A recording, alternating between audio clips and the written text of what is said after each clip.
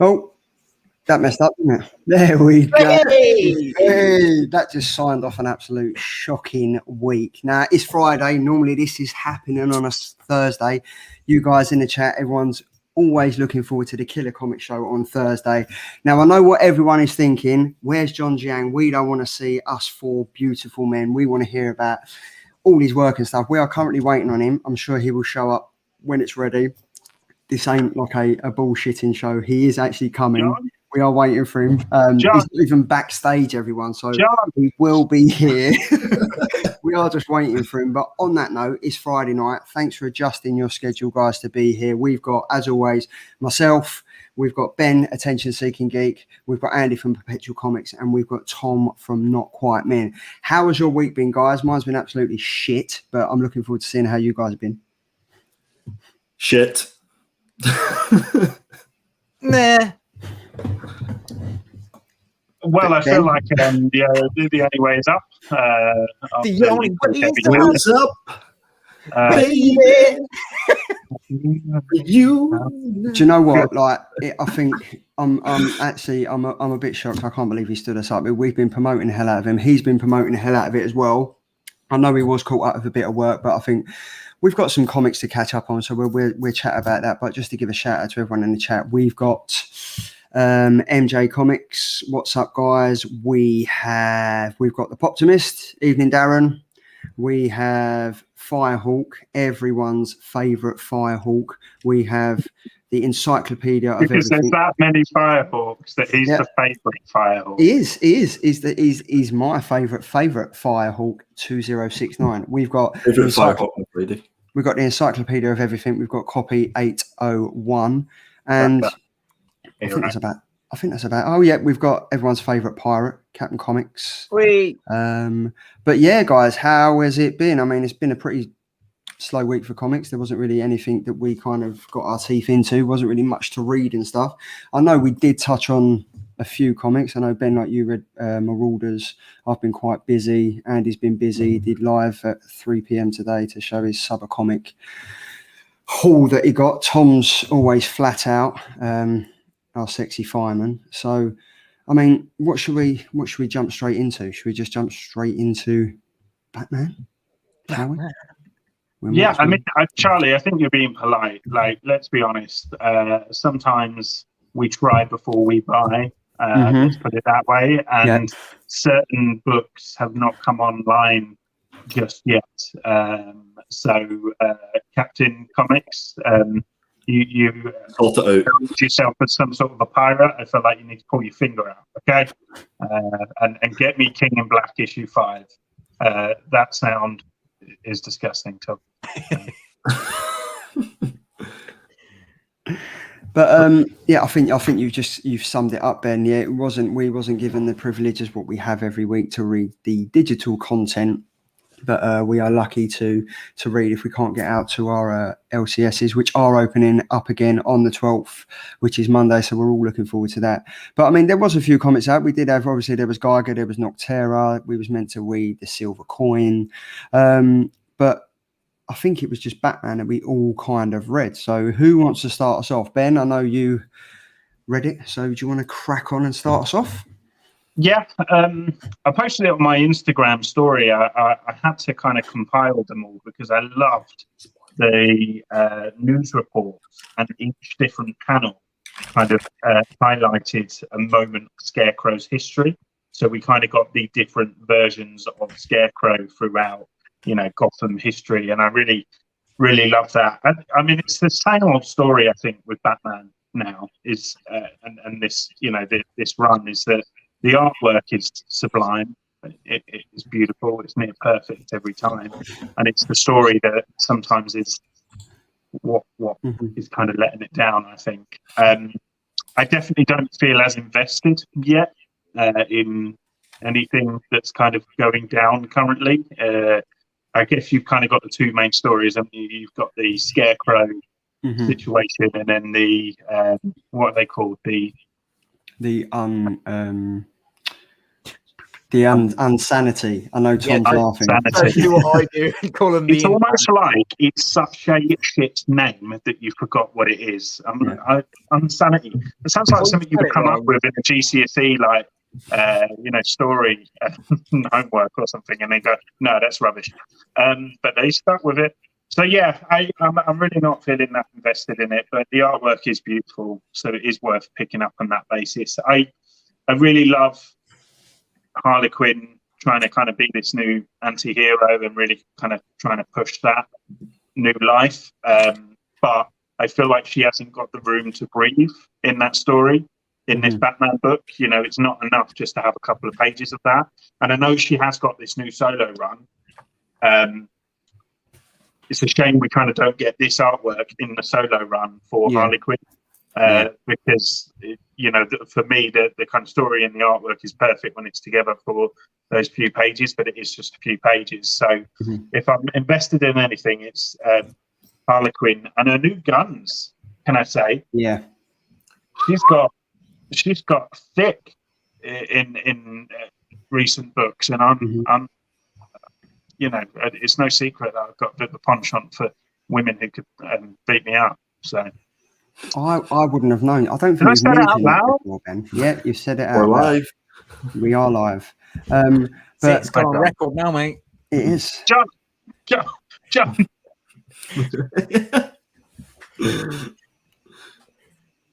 There we go. Look, where is John? John, are you there, mate? John. I think my Wi-Fi's playing down and he can't log on.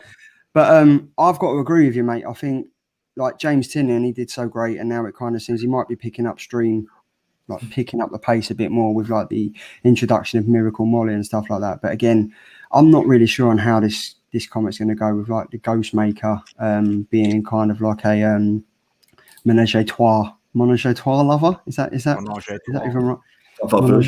Menage a trois. When he loves a threesome and stuff like that. But I mean, come on. Like, we need to get back to the old Batman. That was the bit at the end. That was the after comic. Yes. Oh, that's what I'm talking about. Yeah, but you need to read it just for Once again, DC shoving in a trailer at the end of a book, like a 5-page trailer for another book that you have no interest in. Propaganda. Yeah. It is. But I think the story just needs to pick up pace from where it was heading. There's no... Yeah. I think other than the artwork, there's not really much to get interested in this comic. The story, it's fine, but it's still not getting to where it should have got to. I found it boring, and there was only 4 pages that I really enjoyed, and there were the 4 pages that included Harley Quinn. That was it. I didn't care about the rest.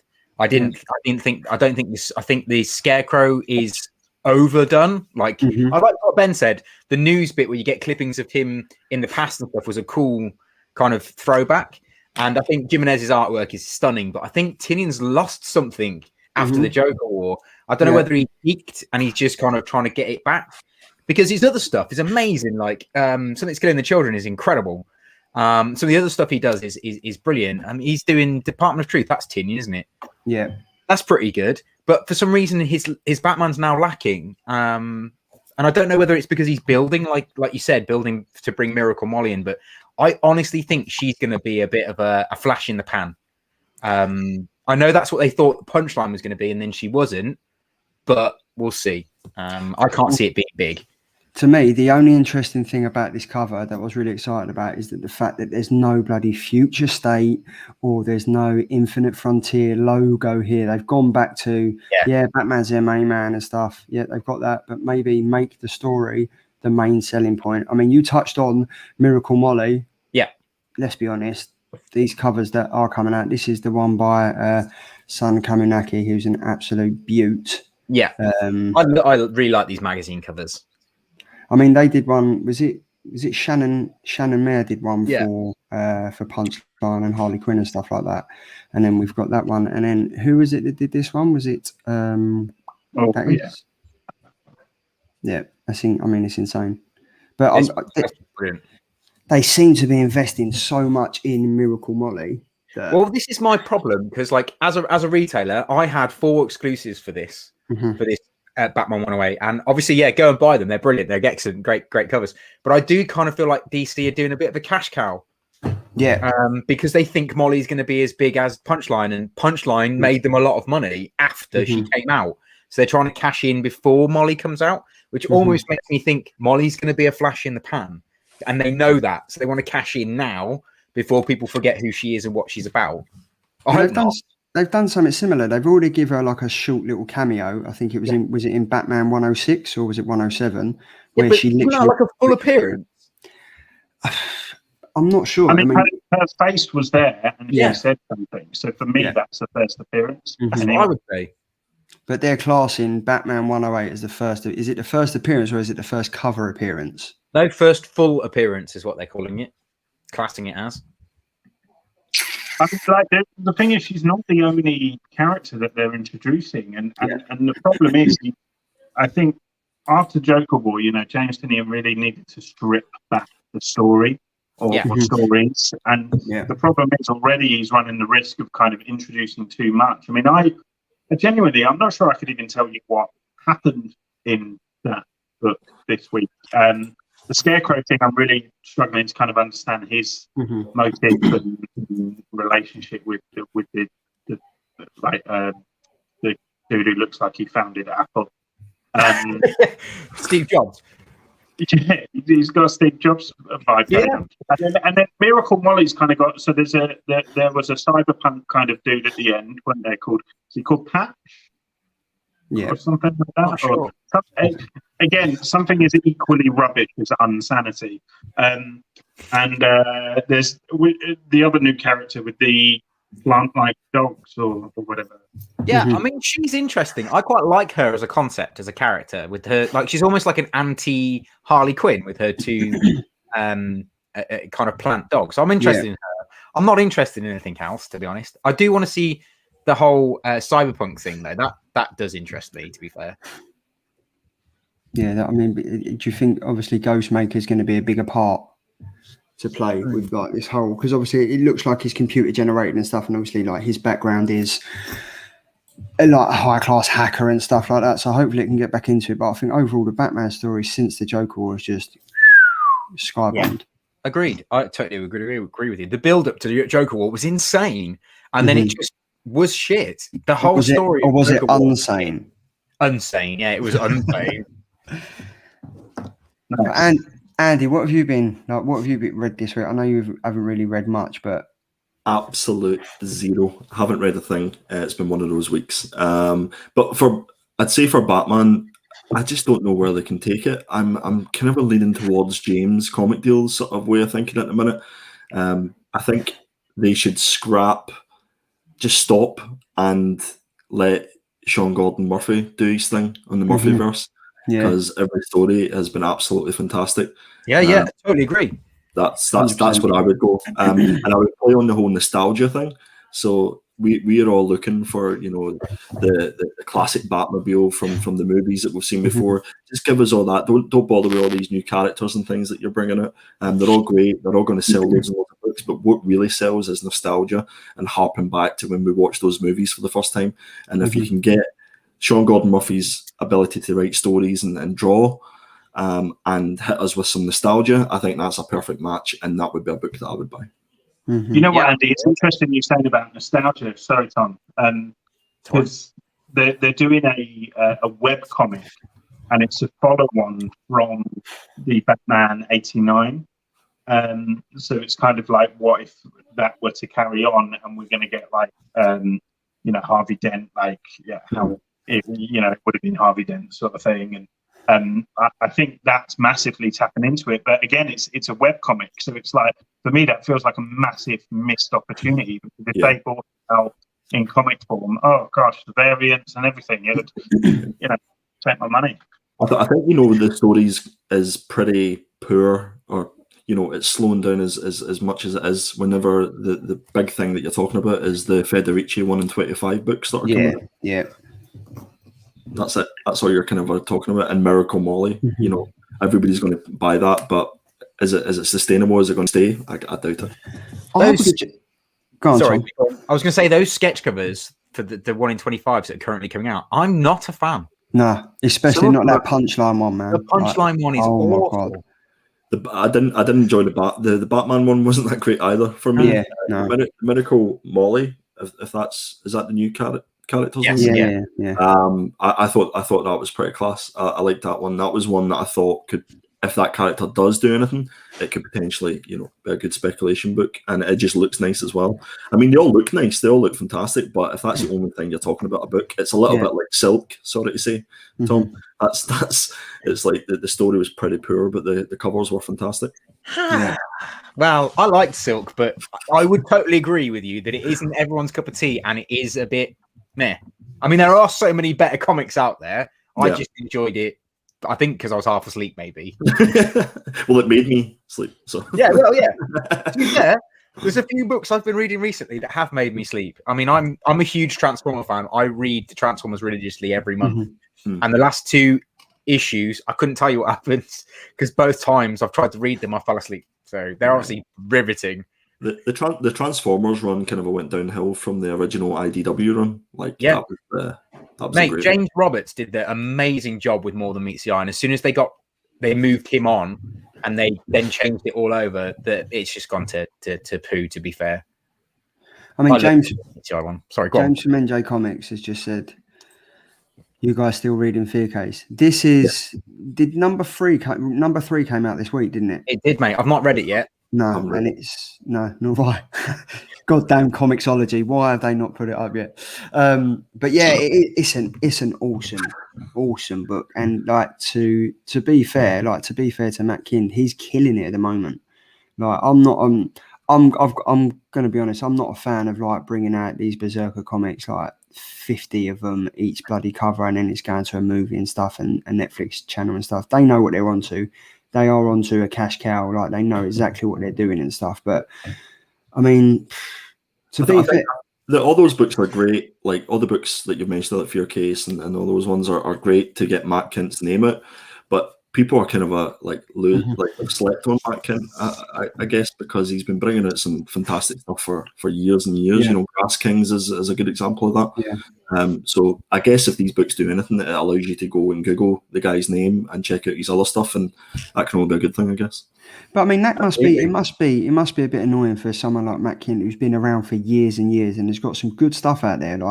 Fear Case went under the radar, and I think it was only Andy who kind of brought it to my eyes. I was like, I've definitely got to be reading this, and then we've all started reading it. But the fact is that there must be a slight bit of envy that the fact that obviously they've had to get in a massive name like Keanu Reeves to do this book for him to be noticed. Yeah. It's not necessarily even that. I think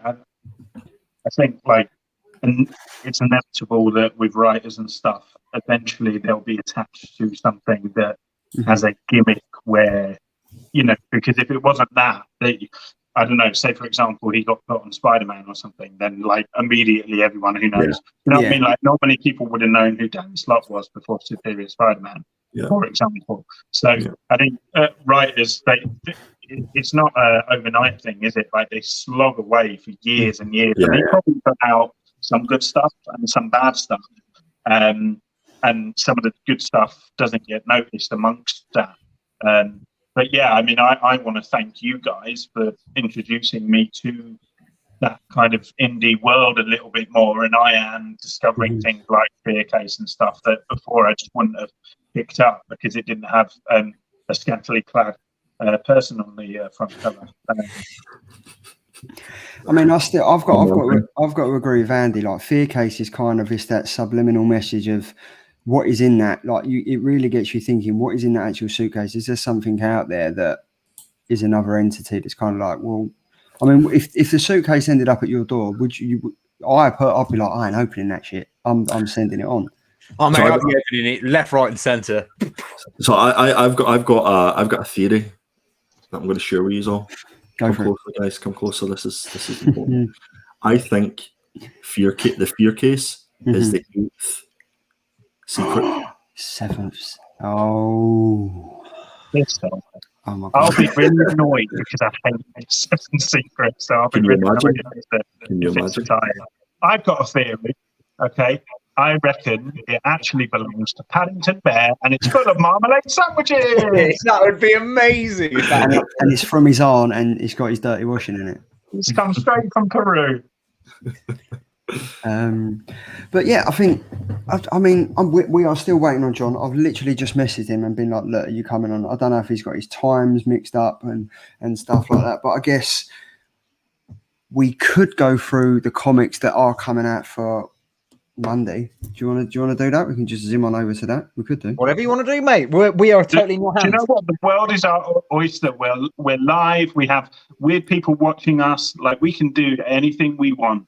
And Charlie, if you want, I can do final order cutoff. I've done some books and stuck them up on my Instagram if you want to chat about those as well. Mate, yeah, we can do. So, I mean, if I feel like a bit out of the loop, it's in a pretty rubbish week, and I was really looking forward to this. Thought it's going to be good, John Giang. But you know what? You guys are here. You guys have made my Saturday. I've been looking forward all day to spending time with you and talking to you guys. So we're just going to roll with it. Thank you to everyone in the chat that's just joining in and throwing questions at us and stuff. We're getting with it. If he does come on, I might actually just keep him backstage just to say. Sorry, no, be nice. I won't, because the people are here to see him, not me. John. But on that, yes, mate, go on. Yeah, where is he, John? Echo. Andy, when you do panels and pints, you send out a bat signal. Do you reckon you could you light that up for me just to see if John Giang would be able to maybe I probably couldn't get John Giang, but I'm glad you said his surname as well, because I think I butchered it about 3 or 4 times when I was doing my live stream this afternoon. So apologies for that, Jay. That's probably why he's probably watching it, and you've called him John Gang.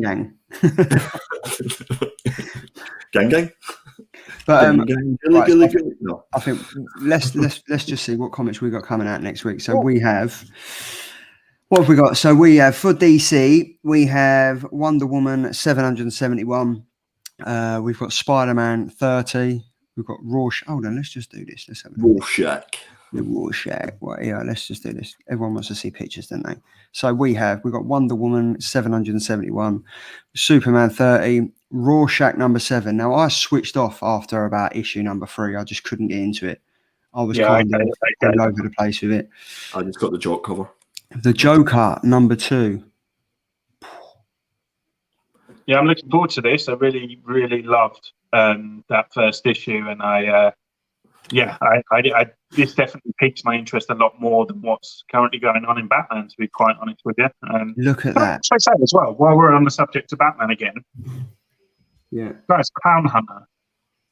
Where is Clown Hunter? Mate, he's doing her taxis. I told you before. He's just in the back room doing her taxis and sorting out her paperwork for her. I'm devastated. He's the cash cow. Like, talking about cash cows, like they did variants and it was all Clown Hunter hype, and then it's like, ooh, big red eggs. Like, and they've just dropped it. Who is this guy? That's how annoyed Tom is. He's walked off, and I completely condone that. Well, we have an update. John Giang is typing, so we'll see where he is. I've got a feeling he's the time has kind of thrown him off, because I know he's working on a few projects at the moment, as fans of you might have seen over his Instagram and stuff like that. So we'll just keep rolling with it. When he pops up in the chat, we'll just go with it from there. But who is this guy? Is this a mix between the Clown Hunter and Punchline and Trevor lives at the bottom of my road? It is the winner of RuPaul season 6. That is hideous. It's awful. Okay, says the dove from above. John. He's just messaged me. He said, not sure I can stay after. I did an all-nighter and need to catch up on some Zeds. He hasn't answered me if he's coming on or not, but I think we're nearly there. So just to confirm, he's going to come on and have a little nap on screen, or what's that? How's that going to work? Here's one for you, Benj. Maybe you should just reschedule it, Charlie, and do it when he's got time and not knackered. Yeah, well, he's just messaged me saying just getting ready, so we'll just go with it. We'll just wing it. This is what we do on this show. It's not like I prepare anything every week. Benj, here's a little special one for you. I got this from Scott's Collectibles today. Oh, hello. Who scribbled on it? Jimenez. Make him big. Highlight that guy. Get that guy big. So back. Let me Oh, wow, rub him up that is- on a Friday. How do I rub him on a Friday? 1, 2, Oh, and it's 3. a 9.8. Stop it. Oh, look at that. So Oh, you got nice. both signatures, Tinian and Jimenez, and then there's a remark as well, which is pretty cool. The But fact my that birthday's not till July, Tom. That's awesome. Well, you know, I had to treat you, mate. That is awesome, man. that's been sketched and remarked and then went through the grading process and still got a 9.8 that's a keeper. That is a keeper. It looks awesome. Very much looking forward to. Have you got any more, Tom? Have you got any more coming through the post, or is that the only one? Yeah, I've got me and Rich are going to do an unboxing when they arrive, but we've got some others that are being signed and sketched on. I've got the 92, the white cover. Yeah. I've sent off to be sketched as well, so that's pretty cool. That one's actually going on the website. That one was for website purposes to how many pages. While we're talking about your website, how's your not quite mint boxes been doing? I see. Mate, I have, I think, approximately 15 left. So Wow. yeah, they're selling really well. So I've started putting them together, and basically every 5 I sell, I'm going to pop in a chaser cover. So one that I've sold out of, that I've got some left of, that I've kept behind, just in case anyone had any damages. Which luckily there are no damages, so I've now got them as spares to put in the crates, which is pretty cool. Oh, wicked! Awesome. Oh, it's going really well. Yeah, it's going really, really well, mate. We've had quite a big delivery today as well. I mean, I don't know if I can show you. I can show you some stuff if you want. Go for it. Go for it. I'll fish them out in a bit. Oh, no. I've got some stuff here, to be fair. Go for it. So we had. I've stuck your link up to the website, Tom. Nice one, thanks, mate. So we had some Delottos in. So we've got the King in Black, Amazing Spider-Man, Yeah. Scorpion Comics exclusive. Mm-hmm. We had the Unknown exclusive, which is the Marvel Voices one that came in stock today. So everyone that's ordered this will get this next week. Firehawk's putting in an order, Tom. Do it. Happy days. And we've got Carnage, Black, Blood and White, Red. Sorry. So I'll read it off the bottom rather than Black, White, and Blood. Again, a Delotto. I got my copy through as well. That's the book I got 2 copies of. Did you order 2 or just? I don't remember. I done a Charlie. Charlie. Forever doing that. Yeah. That's what The locals sell quite well on your site, don't they, Tom? The Delotto, yeah. The Delottos I've sold out of pretty much. The only plug, look at this. plugging his cheeky code, is he? Ledge. You've got one too, have you not, Charlie? Yeah, it's Geeky 10. Just drop the Geeky 10 and you get 10% off. Do you have one, Ben? Yeah, I can't remember. I don't. You do. Congratulations, by the way, to MJ, to James from MJ Comics for landing his shiny Charizard. I mean, that's Spoilers. Oh yeah, sorry. Oh, come on! It's the thumbnail, isn't it? Hit your spoiler word. Spoiler thing. I'm kidding. It's a Blastoise. It was a Bulbasaur.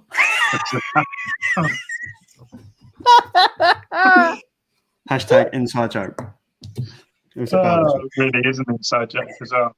Inside my body. So, where is John? So he's coming. He said, "Oh damn, time different. Give me 2 secs. Be right there." So he's due any second. But there's a slight time difference with America, just a slight one. He just messaged me saying you're Eastern, right? I'm like, no, GMT. But East of the planet. East of the planet. But yeah, he said give me 2 secs, and that was 10 minutes ago. So we just keep going with it. But okay, so let's flip another coin. Over the next couple of weeks, what comics are you guys looking forward to reading? Andy, you sexy man. Let me think. I don't.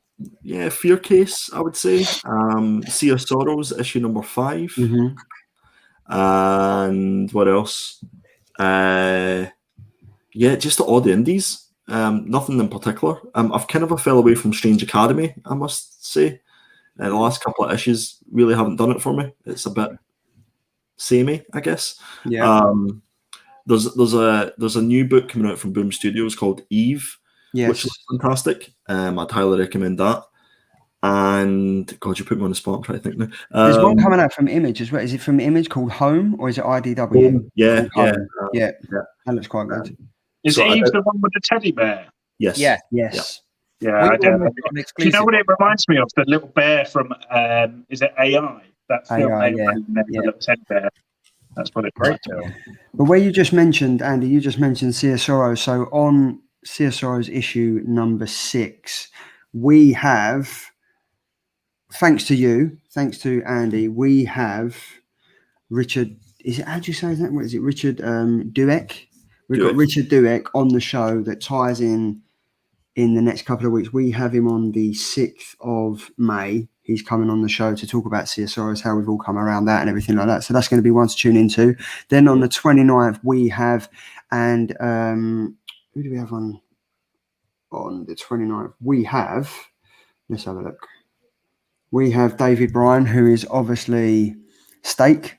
Hopefully, we can get Francesca on as well, but again, her Italian's perfect because she's Italian, but it's English that's the bit of the trouble. So yeah, we're looking forward to that. And then we've got a very, very special guest that I'm not going to announce yet, but it's going to be absolutely wicked. I know Tom's very excited about. I know actually we're all excited about it. And to be fair, thanks to this guy again, he does seem to get about. But yeah, we've got a good couple of guests line up. There's an exciting few months, and we have got one guest that is going to be with us shortly. Fingers crossed. But until that does happen, Ben, what are you looking forward to reading? I'm just going to. I forgot about Silver Coin. Sorry. Oh, Silver Coin number 1. Yeah. All right, Mr. Indy. Over to you. I need to fly the flag for Marvel and stuff, I think. So I guess I'm excited for the Venom anniversary issue. And I know that it's going to kind of wrap up some of the King in Black stuff. So I don't know how kind of, jaw-dropping it's going to be. But as anniversary issues are always nice to have a bit of celebration of a character. So I'm looking forward to that. I'm really enjoying DC's Suicide Squad at the moment. It's a kind of new roster with Peacemaker at the helm. And I'm just really enjoying that. It's only on the second issue, but so Ben, I'm gonna have to interrupt you right there. John's ready. Oh, He's here. John. He's here. John. So without further ado, I'm going to introduce the amazing artist. It is the one and only John Giang. John, how are you, sir? Oh my God! Wait, what's up, guys? I'm so sorry I'm late. Mate, it's all right. You're here. Thanks. Like we've been on for like 35 minutes now, so it's all right. You're the special guest. You kind of you get a bit of leeway, so it's not too bad. It's all right.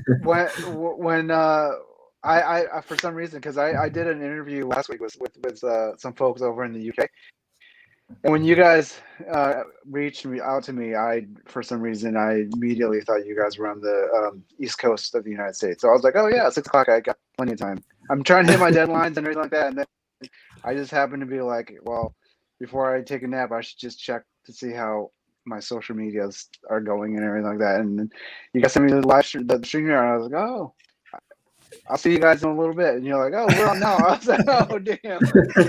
But no, honestly, thanks for. I know you've been busy. We've been talking. It seems like months now. We've been talking for the last couple of months, and I've been trying to get you on and stuff like that. So you're very active over on Instagram. Like you've got your pre-sales dropping live. You've sold out of everything and stuff like that. So I know you are busy. So from all of us, thank you for taking the time to jump on and just chat to us. And I know you pulled an all-nighter last night.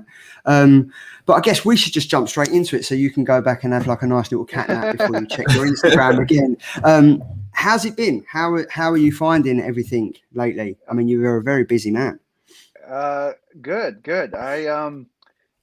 Surprisingly, I say I'm very lucky that things have kind of. I don't know about you guys. You guys are over in the UK, and stuff like that. And you guys obviously, know how like the lockdowns are going and you know, things like that. And you know, when we had our sort of like I wouldn't even say lockdown, but you know, our sort of start of the pandemic, it was, you know, concerning. A lot of us were doing conventions and a lot of other stuff to kind of supplement our sort of like artist income and all those things, and I freelance and everything like that too. But you know, we never quite knew how it was going to go. And then, you know, I was like, well, you know, I've done a variant cover or two here or there. You know, I should really kind of like, you know, now that I'm at home, I got lots of time. I should really dedicate myself to maybe hitting that that harder. And little did I know that it hit hard. So I've been doing a ton of them and stuff like that. Maybe too much. I don't know. What do you guys think? Never too much. It doesn't exist. Well, I appreciate it.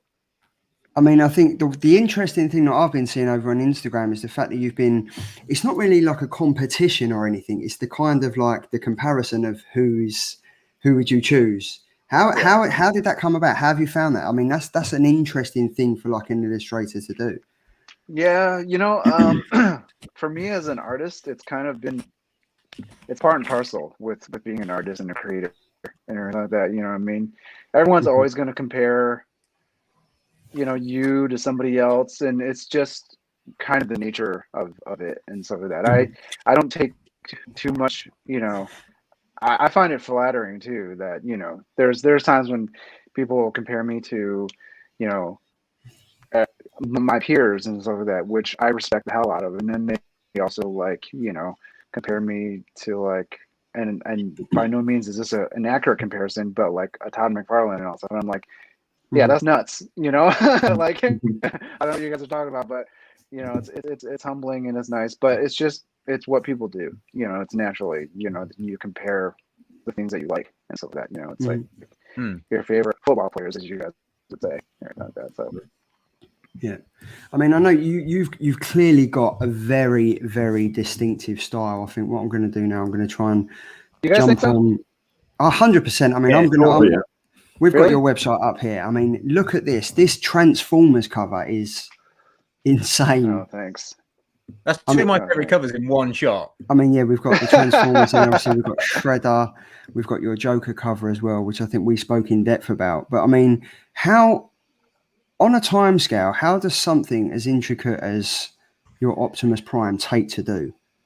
It depends. Like the mech stuff for me, sometimes it's weird because the mech stuff for me, I like creating all those details and everything like that. Like, you know, the windshield wipers and all the vents on his helmet, and you know, and all the little stuff that you don't really need too, like all the little, like, you know, corner notches and, you know, seam lines and all this other stuff. It like ultimately, a lot of people be like, why are you spending so much time doing it? But just like the Joker that you see there, all of its wrinkles that you work on, all the little stuff, it builds up to the sort of like cumulative effect and everything like that, right? So, you know, the danger is that, you know, you don't, sometimes when you're getting into the details, you kind of lose sight of what you're trying to do, which is ultimately tell a story, right?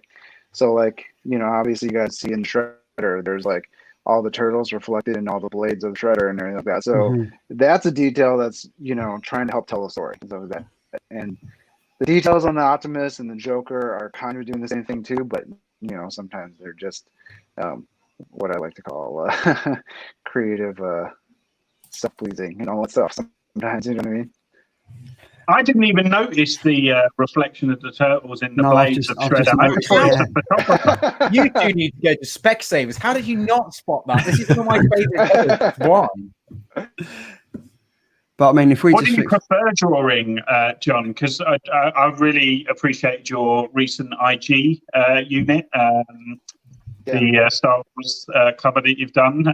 Do you prefer drawing? And I know you say kind of both have different types of level of detail, but do you prefer that kind of, you know, metal and object work, or do you prefer the more kind of creature type stuff?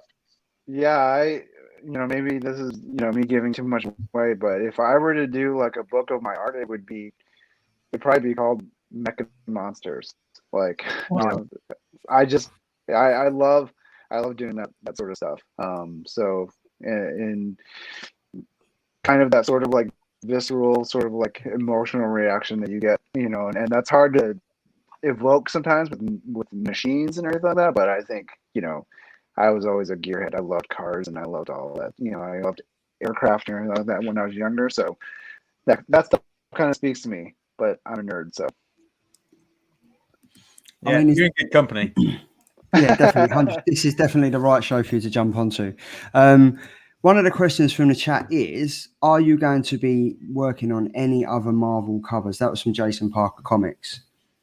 That's a goal. That's a plan and stuff like that. I can't talk too much about a lot of that stuff just yet. Yeah. So I will preface, you know, before we go any further, that I'm like one of the worst interviews ever because of the fact that a lot of the stuff that I work on is oftentimes under pretty heavy NDAs.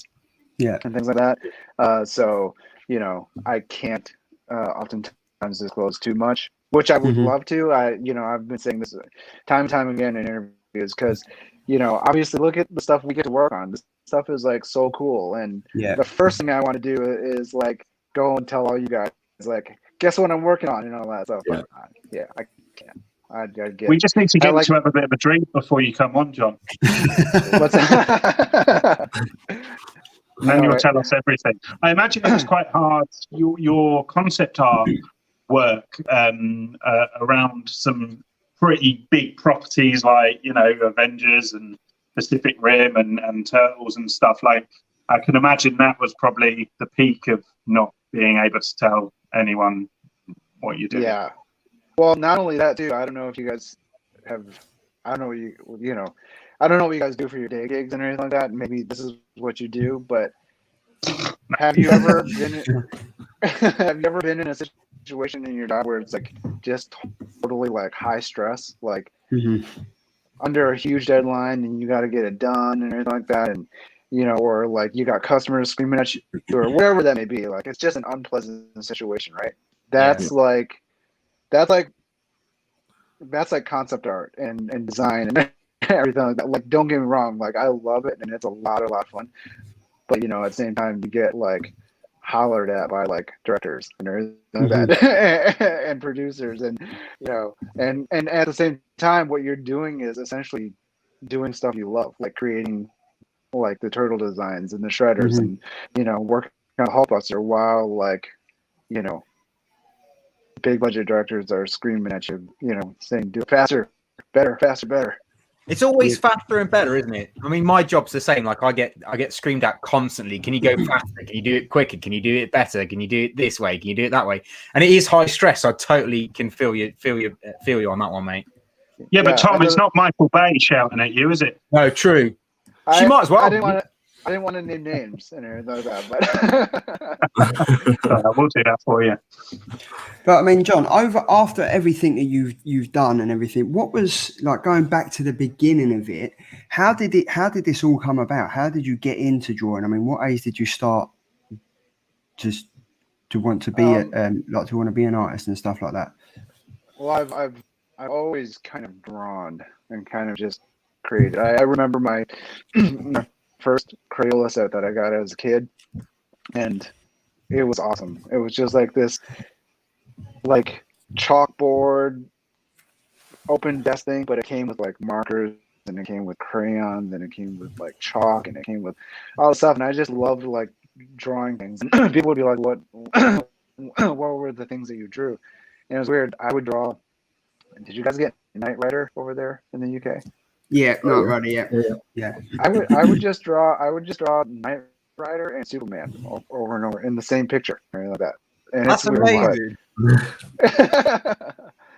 and I feel like there's a homage cover right there. I feel like you need to do the is it Action Comics, the original one with him slamming Knight Rider with slamming Kit.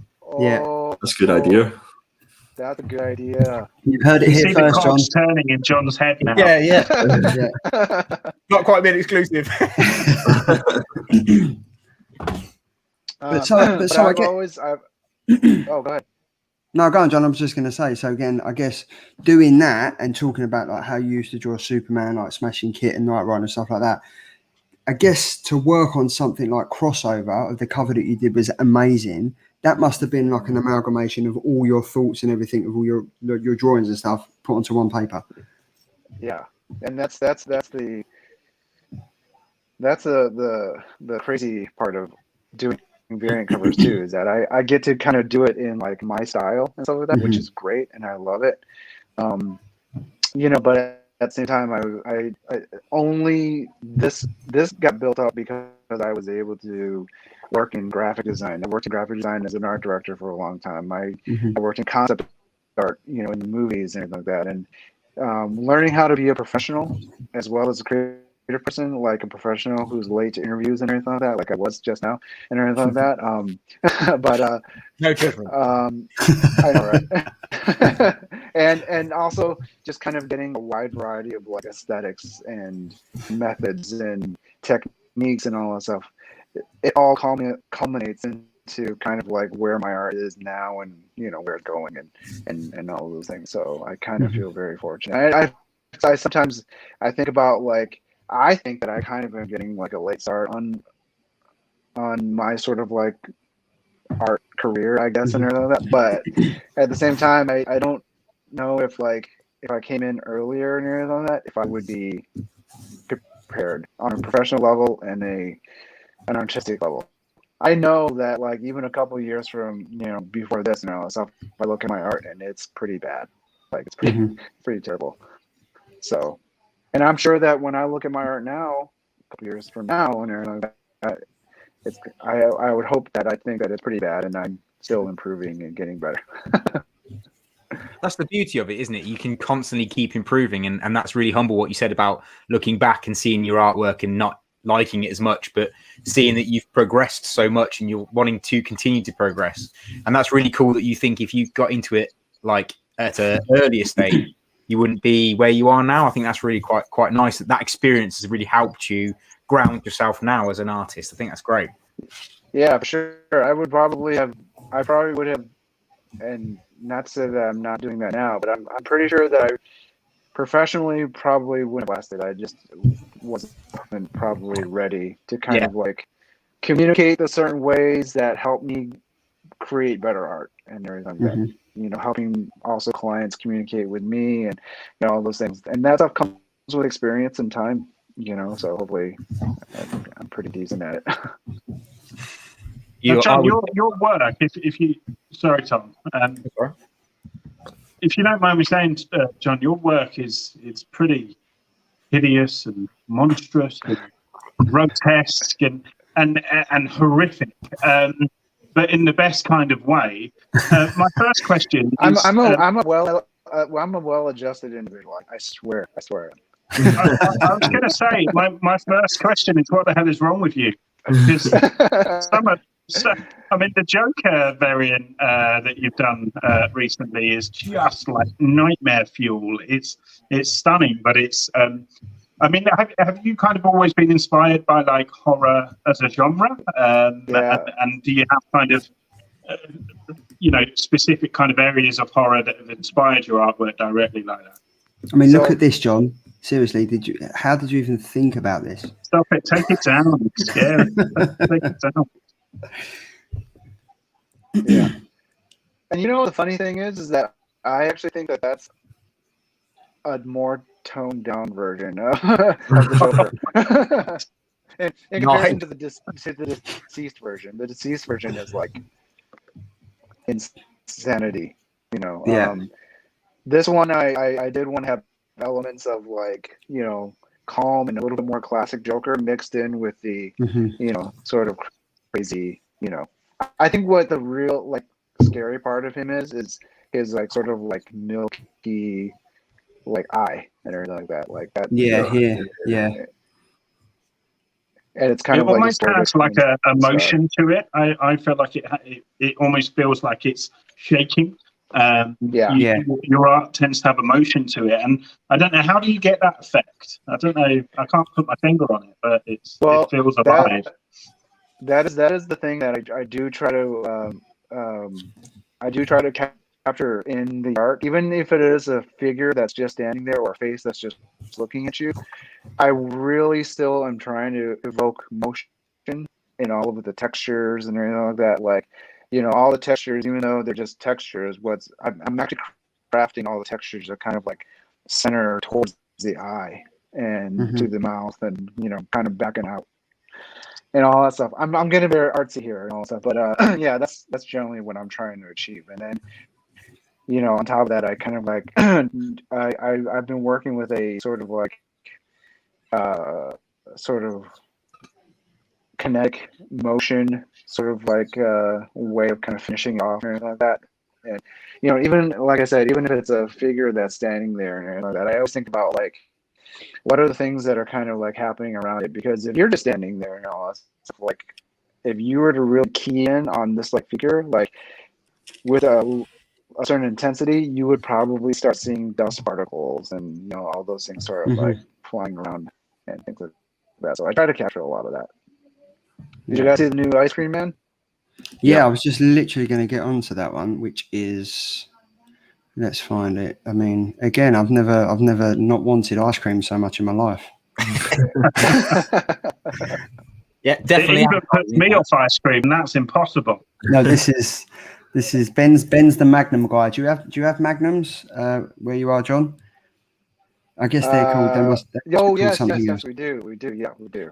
Yeah. So there's kind of a running joke that Ben he can eat a Magnum like that, probably as quick as your cover has digested these two ice creams. But I mean, the thought process for this. I mean, the Ice Cream Man is an iconic. It's an iconic comic as well, like that. So I guess this is just amazing. Again, it just goes back to your wonderful, not sadistic at all art conception, but it looks.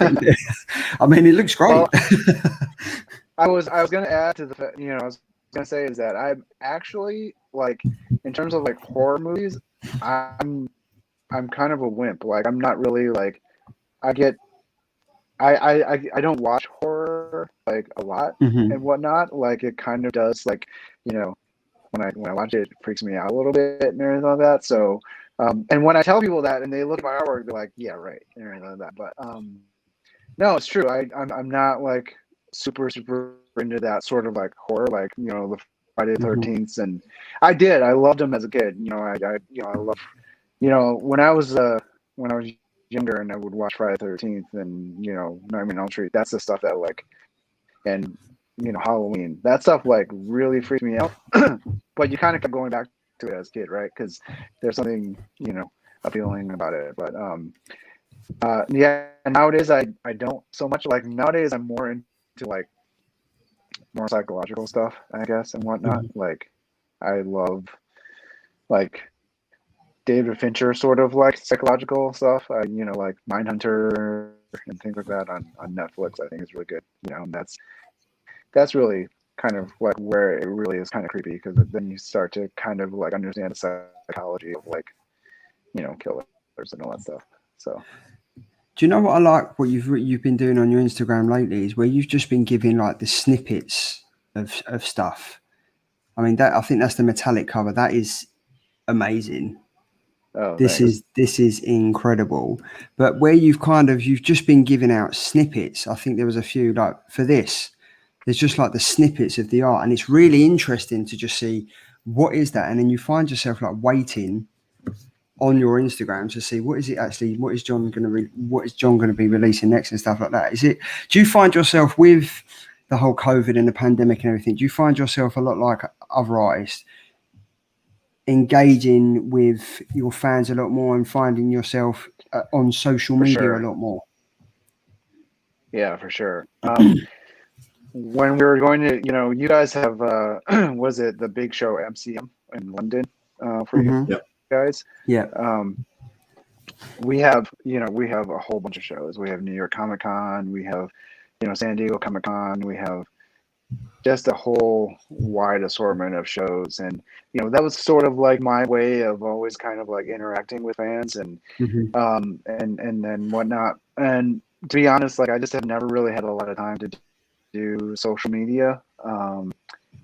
But since the pandemic, obviously it's kind of like the only thing that you can kind of still do to connect with folks. And, you kind of find out that, like, don't get me wrong, like the number of, I don't need a huge number of fans. I just need, in my opinion, just a couple of good, loyal folks that really believe, in my art and whatnot. And, but you find out that there are a lot of people out there, and, it's like, when you're in your city or whatnot, you think that the town and whatnot, and then you kind of like, oh, I find something new. It's like it's like that. You're always finding new folks to interact with, and I think that's the good thing about it. But I think there's also a danger because all the sort of folks that have been with you for a long time, can get lost in the shuffle and whatnot. So yeah, no, definitely. And I mean, I think we can all agree on the panel. We can all agree that your art style is very distinctive. It is very in depth. It's very intricate and stuff like that. Is there, as time's gone on and you've started doing more and more, and your workload's got heavier, is there anything that's challenging that you found more challenging of an aspect about being a comic book artist in like the world we're in now?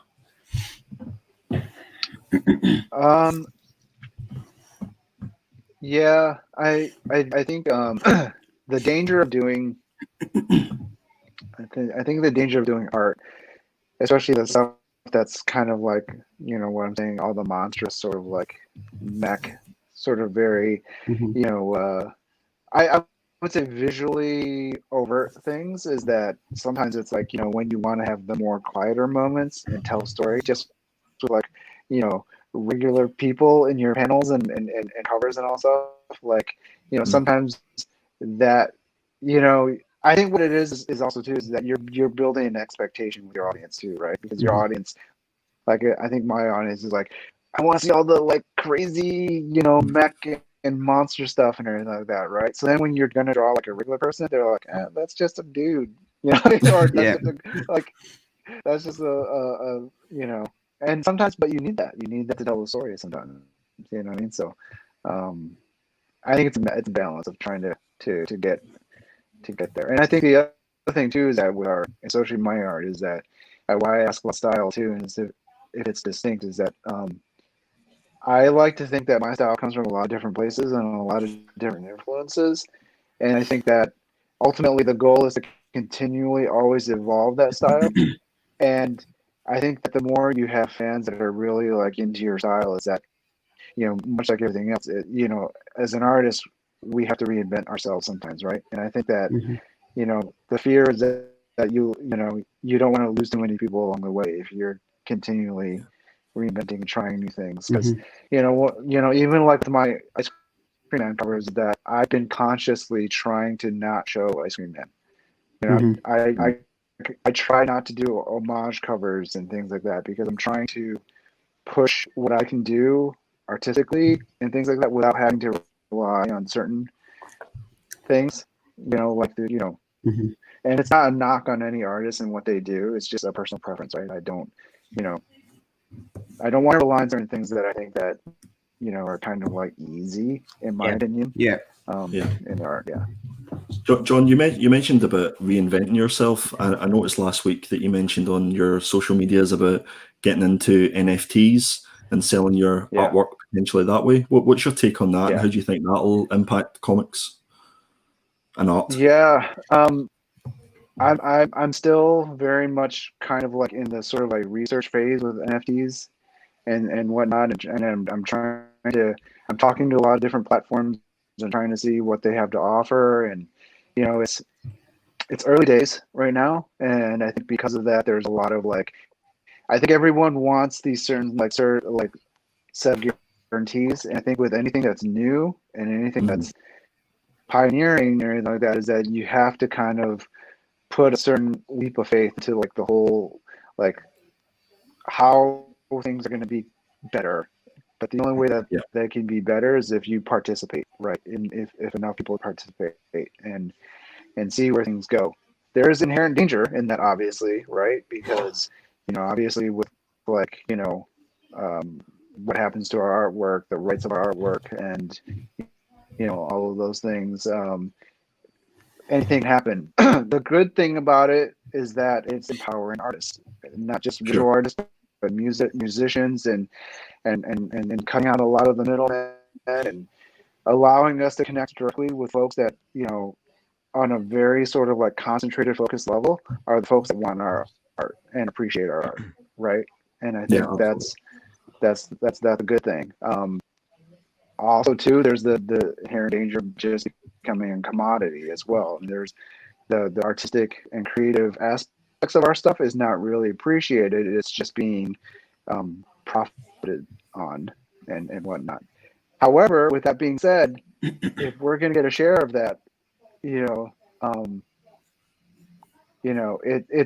it's ultimately time for us as artists to get appreciated that way, I think. And I think there's a vehicle now to kind of get there. I do see its pitfalls right now. And hopefully, we can get around all of that. And especially with all the different platforms and how they're doing things, it's kind of the wild, wild west right now. It's all over the place. So yeah, a little bit. I think it's key to get in early. In my opinion, is to get in the ground level before it gets huge. Because I kind of see it a little bit like you do your variant covers and you do 3,000 of them, they sell out, and then you maybe see them on eBay. You like the artist isn't seeing any of that inflated price that they've been sold for. So I guess with NFTs you've got the opportunity to make a little bit more of that, which is always a good thing. and that's the thing is that I think I would say that ultimately for me it's not about making just mountains and mountains of money. That's not the goal. I think the goal for me is just to kind of be comfortable enough to continually do what I do in a comfortable way and still be somewhat well fed and sheltered and Do what you love, while doing what we love. And I think that's the goal. But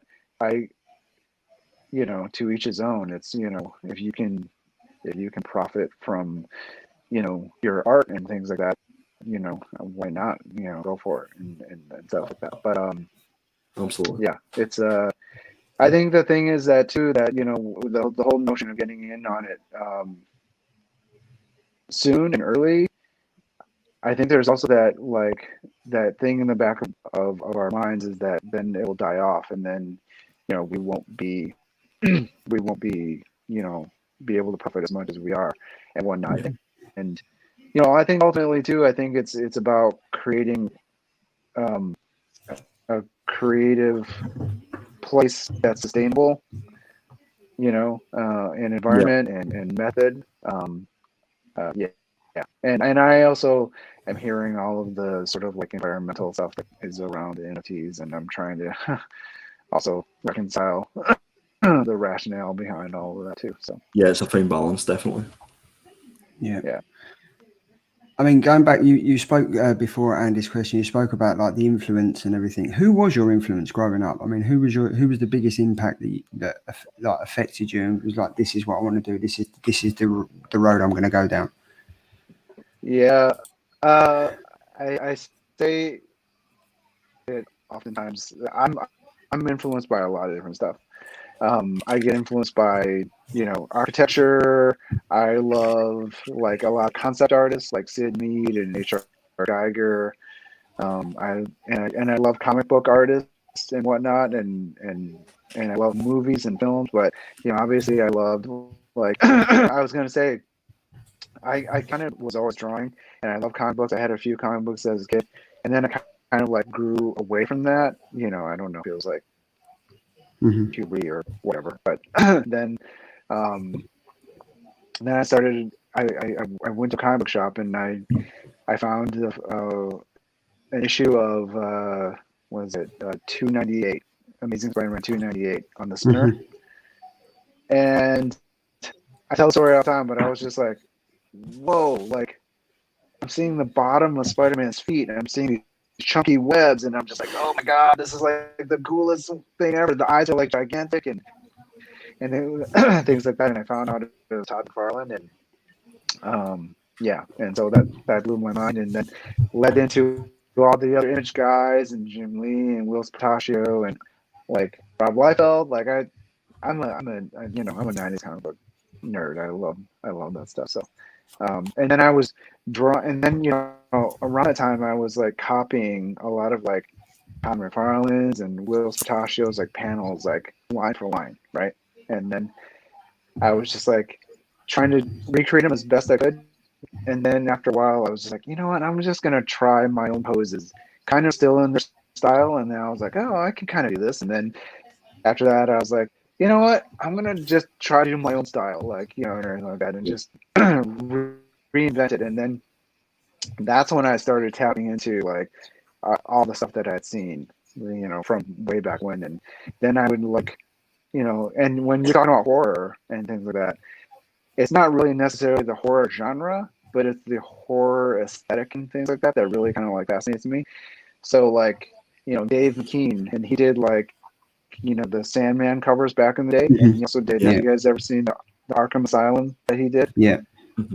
That's like my inspiration for my Jokers right there. That's cool. Very cool. I mean, is there? I mean, like, because obviously all artists are progressing, and you're progressing as well. I mean, going back to your childhood, is there a comic that from when you were growing up that you would like to put your spin on the most? This is a question from a good friend of ours, Sean the Noob. So he said that, is there a comic from when you were growing up that you would like to put your spin on the most? Yeah. I've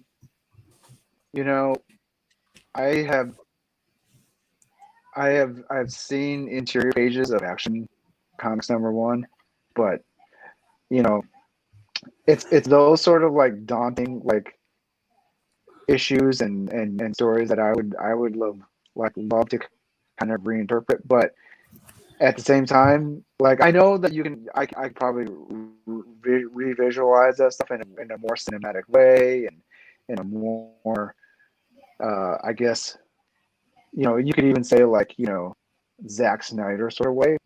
But is that better though? Do you know what I mean? Like, in the way that they did it, because there's something certainly charming about the way that they did it, and I think that's why we all fell in love with it.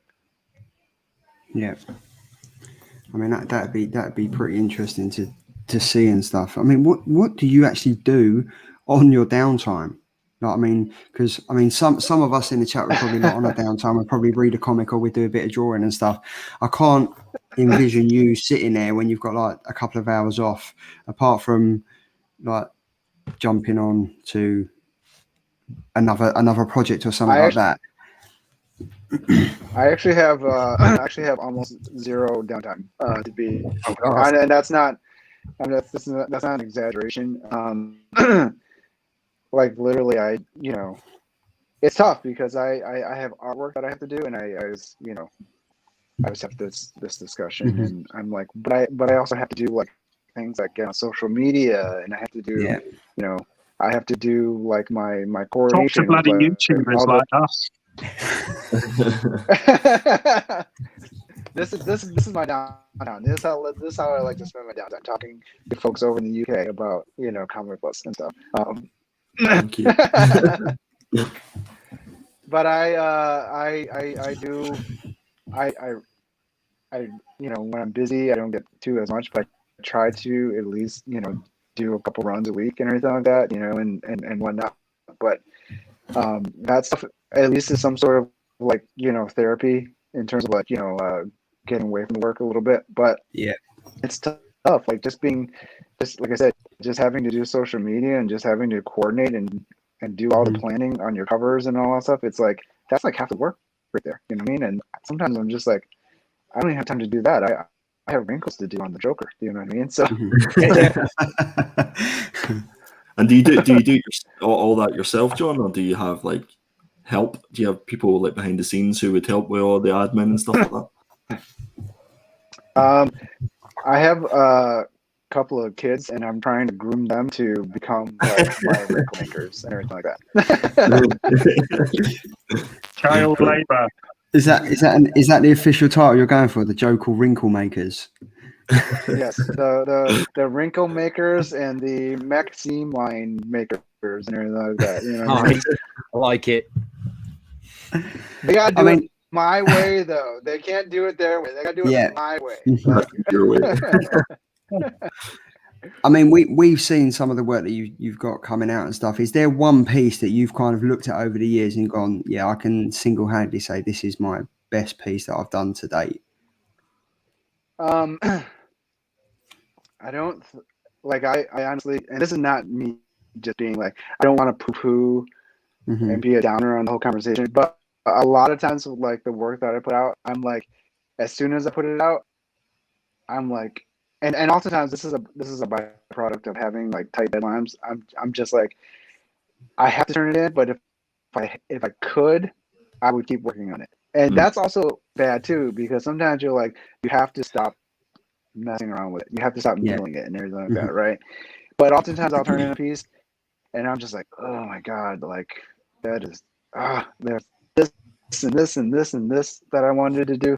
But you got to just turn it in and everything like that, right? And so there's no piece that I would actually look at and go, yeah, I'm like really proud of it.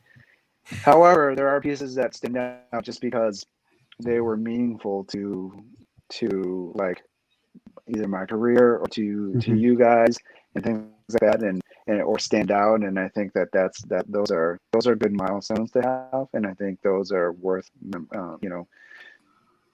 remembering and things like that. So obviously you guys have talked about it, but one of the first sort of like variant covers where a big sort of publisher was the deceased #1, the Joker. So that was kind of like a big one. And if there was one character, if you were told you were only allowed to draw one character for the rest of your days, what would that one character be? Great question. What a question. That's a great question. Yeah. Ooh. So the one character, so going back to what I was saying earlier, the one character I would not do is Superman. Okay. I would want to do him like once or twice, but he's very, very hard to, in my opinion.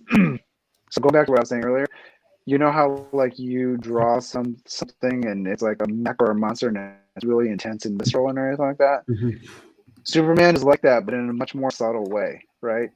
It's all about like in my opinion, like there's a combination of all the things, like the music and everything like that, and the way that like things are shot in the old Richard Donner movies for Superman that made Superman feel so aspirational, right? And so like you really like just felt in awe of this, and also Christopher Reeve and everything like that, right? And I'm not dogging on Henry Cavill or anything like that, but I just don't know if the new movies capture that as well.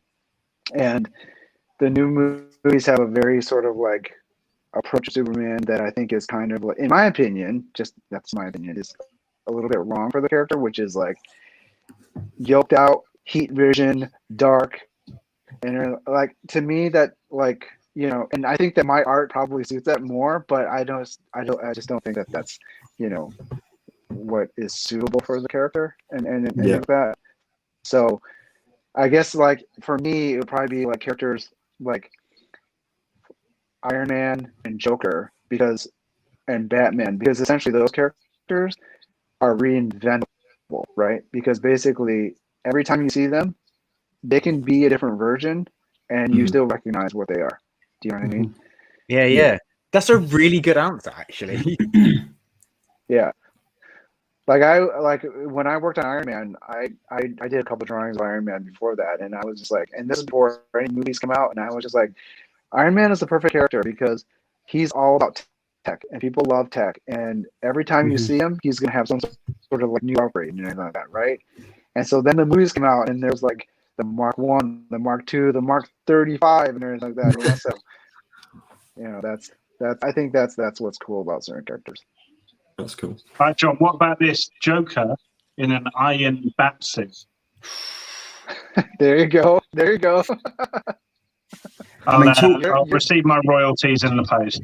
Talking to us, John, we will definitely keep you busy, especially when we're throwing out ideas like that and stuff. But I mean, are there any projects that you're working on at the moment, or you've got stuff that you're able to talk about now? I know you mentioned at the start you're a very closed book, so I'm trying very hard to pry it open just a little bit, just to get into the mind of John Giang a bit more. But is there anything you can talk about to keep us chomping at the bit? No, you guys, it's your jobs to to get to the truth and everything like that. So, no, there's a couple things. I can't talk too much about.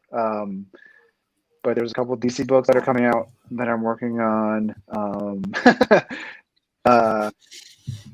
Something along the lines of the things that dropped last night and today and whatnot. Okay. Yeah. And then other sort of like how do I say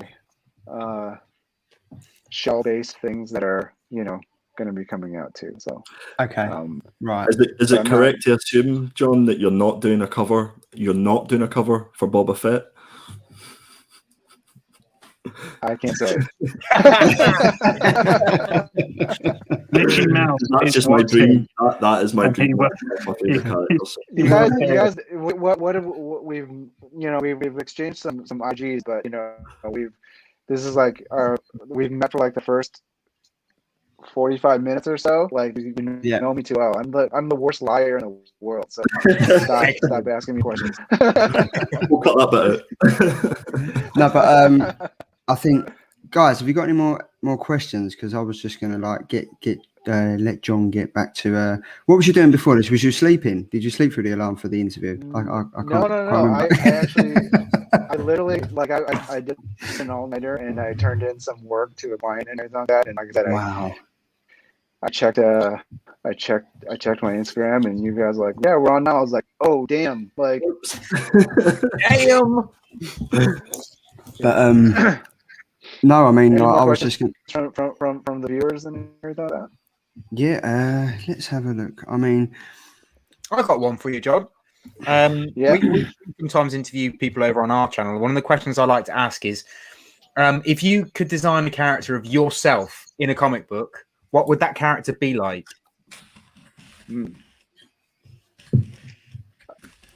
He would be secretive.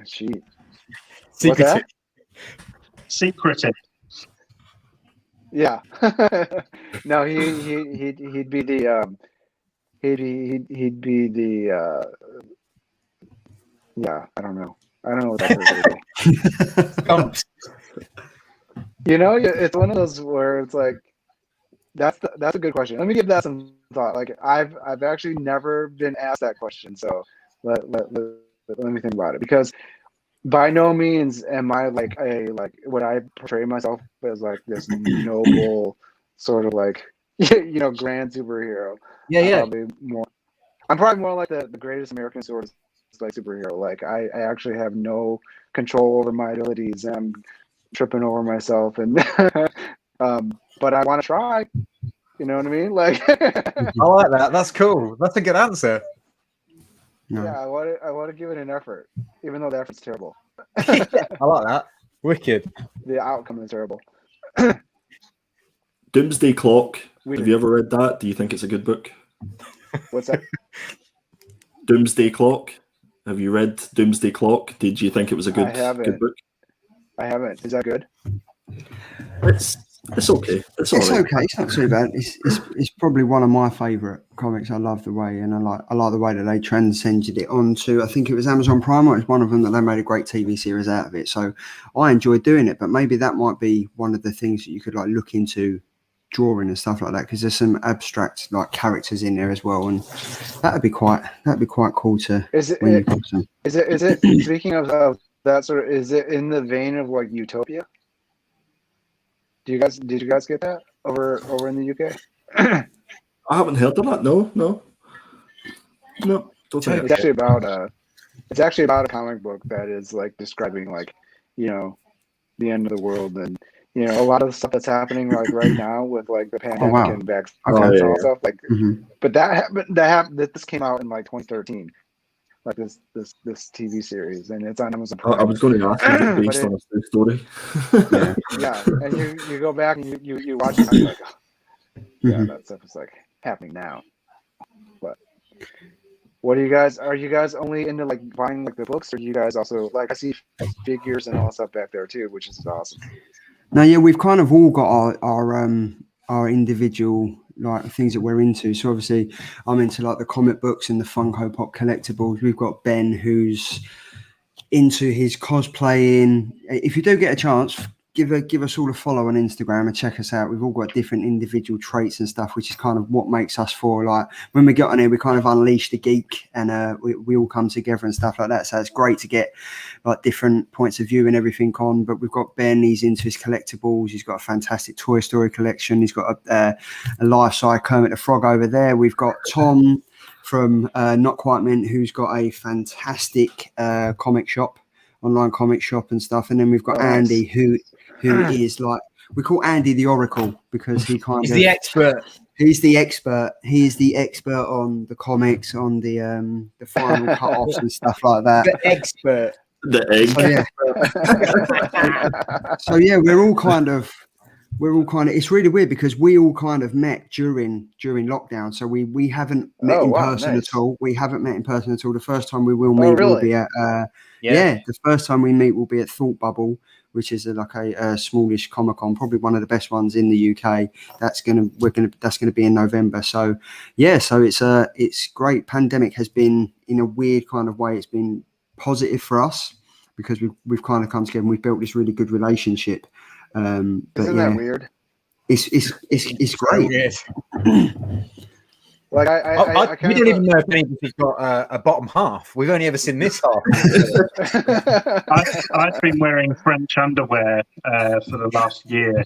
You just that's what I've been this whole time. Like under, everything underneath here. Just don't. That's what I had to do. I had to go put on a shirt. And I thought your covers were scary, John. Just make sure when you leave this interview, John, your camera's off, okay?